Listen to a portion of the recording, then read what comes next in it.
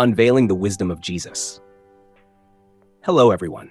It's such a privilege to spend this time with you today. We're about to explore something truly extraordinary, Jesus' wisdom as a teacher. Now, you might think, well, he's the Son of God, so of course he's wise. But what if I told you his brilliance isn't only about divine authority? It's about how he crafted his teachings, drawing on culture, scripture, and human nature to deliver timeless lessons. Today, we're diving into 3 of his parables, the shortest, the longest, and one in between. These stories are simple on the surface, but layered with meaning that shows just how remarkable his teachings are. Let's start with the shortest parable, recorded in Matthew and Luke. It's just 19 words in Matthew and 15 in Luke. Jesus says, "The kingdom of heaven is like leaven that a woman took and hid in 3 measures of flour until it was all leavened." Short, isn't it? But don't let its brevity fool you. There's a lot to unpack here. First, Jesus mentions 3 measures of flour. Now, in ancient Israel, a measure was called a sea in Hebrew, a unit everyone in that culture would recognize. But here's the fascinating part.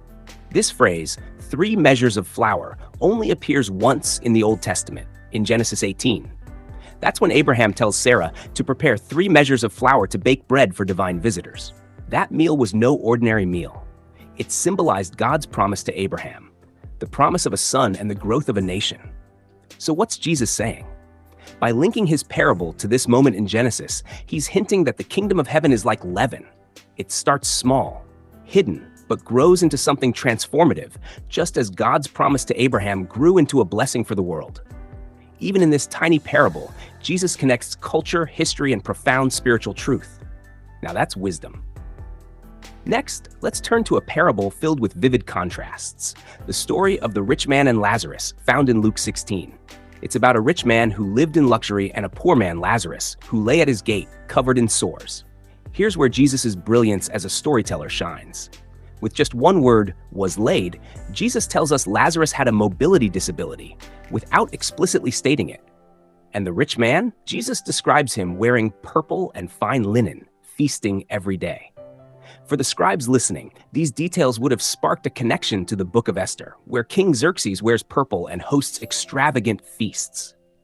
But unlike Xerxes, who invited everyone to his table, this rich man ignored Lazarus right at his gate.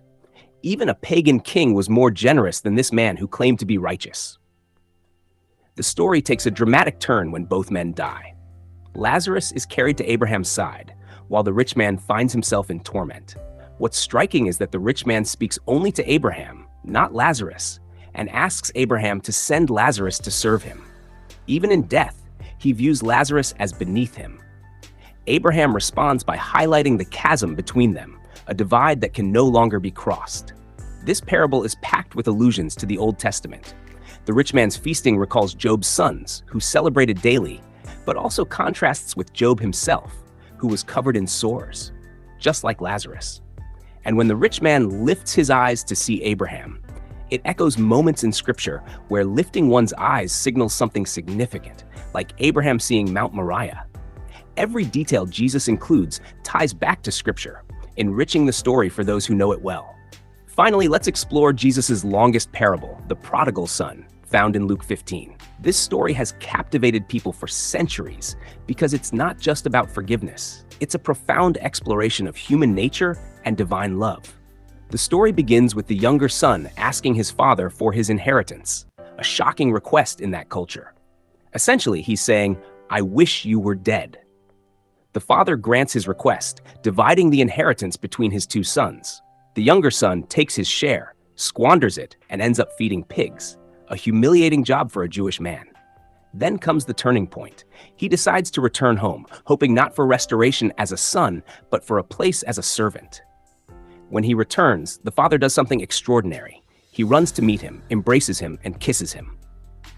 Here's an incredible detail. In the entire Old Testament, the only person who runs, embraces, and kisses someone is Esau when he forgives Jacob, the brother who stole his birthright. By evoking that story, Jesus emphasizes the radical forgiveness of the father in this parable. But the story doesn't end there. The older brother, who stayed home and worked faithfully, refuses to join the celebration.